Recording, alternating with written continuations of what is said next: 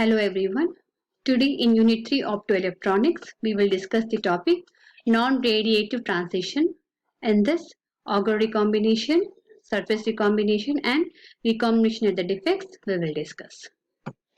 So what is non-radiative recombination here? If you see here, we have already discussed in our previous classes about this direct band gap and indirect band gap here. Whereas indirect band gap is nothing but a non-radiative recombination, that is, when electron in the conduction band will recombine with the hole in the valence band, giving the excess energy in the form of an heat, in the form of an phonon, is called indirect band gap, that is called non-radiative recombination. Whereas in the direct band gap, the electron in the conduction band will recombine with the hole in the valence band by emission of an photon. Because if you see on the x-axis, momentum, the difference in the momentum value is the same in the case of direct band gap. So recombination takes place by emission of photon.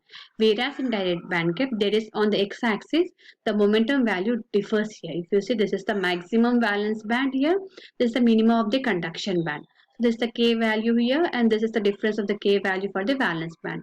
So during this recombination here, recombination takes place the electron from the conduction band to the whole of valence band by emission of a phonon heat. So this mechanism is called non-radiative recombination. So in this non-radiative recombination, we have Auger recombination. In this Auger again, it is classified into two. First one is the electron from the conduction band will recombine with the hole in the valence band by giving away the energy to another electron in the conduction band here. That is, electron hole recombination takes place by giving some energy to the other electron which is in the conduction band here. So now the energy gained electron jump to the higher energy state and subsequently relax to the valence band by giving energy as a photon. This is called conduction heavy hole conduction, that is CCHC. Now the other way of Auger recombination is one electron from the conduction band recombine with the hole in the valence band here and knock one hole deep into the split off.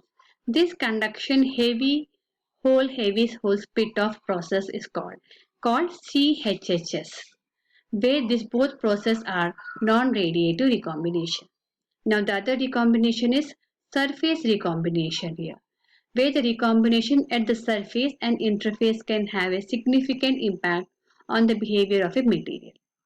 So, because of surface recombination at the interface here, the number of charge carriers during the recombination here, which leaves a large number of electrically active states.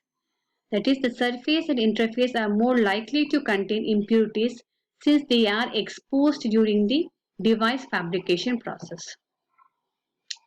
Other than this Auger and surface, we also have band-to-band recombination, trap-assisted recombination, and Auger recombination. Band-to-band is a radiative recombination, it's not non-radiative, where electron from the conduction band will recombine with the hole in the valence band. It is called band-to-band, but it is a radiative recombination. Now, where the trap-assisted recombination is, here the electron falls into trap, an energy level here. If you say electron is trapped into the energy level. Now, once the trap is filled, it cannot accept another electron. So, the electron occupy the trap in a second step, moves into empty valence band, thereby completing the recombination here. So, one can see that the process a two-step transition of an electron from conduction band to the valence band here. And it annihilates the electron and the hole which meet each other in the trap here. This is called SRH recombination. The other recombination is Auger recombination. We have discussed this. It is a process where the electron and hole recombine in a band-to-band transition, but now resulting energy is given off to another electron. Electron and hole recombine, but it gives energy to the other electron in the conduction band here. So this involves the third particle effect of the recombination, so that we need treat Auger recombination differently from band-to-band recombination. So each of this recombination mechanism can be reversed, leading to carrier generation rather than recombination.